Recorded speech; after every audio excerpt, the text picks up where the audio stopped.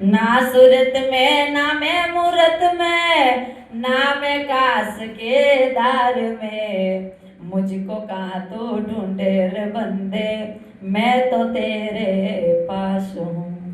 ત્યારે મારા દાદા ગુરુને એટલી નાની હતી છતાં મેં એમને પ્રશ્ન કરેલો કે બાપુ આને શું કહેવાય?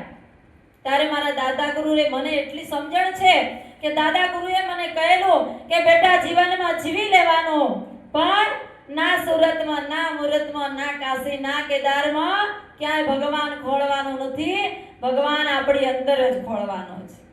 ત્યાર લગીથી આ ચોકલેટ મારી અંદર એવી ઘૂસી ગઈ, આજ સુધી મેં કોઈ જાત્રા નથી કરી। કોઈ કે ગંગા, મેં તો કોઈ ગંગાએ નથી જોઈ। બસ એક વખત કે હરિદ્વારમાં 1 મહિનો જઈ છું, જ્યારે મારા સદગુરુનો આદેશ હતો ને કુંભ મેળામાં, ત્યારે ગઈ છું।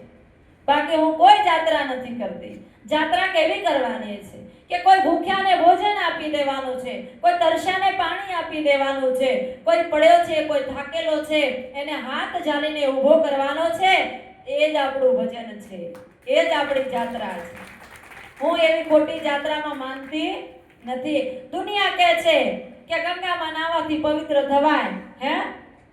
તો કોને જાણી કે ગંગામાં નાવાથી પવિત્ર કોણ બન્યું? અરે ગંગાનો પુત્ર ભીષ્મ પિતા હતો, હે? એને પણ 14 દિવસ બાણની છૈયા ઉપર સૂવું પડ્યું હતું, હે?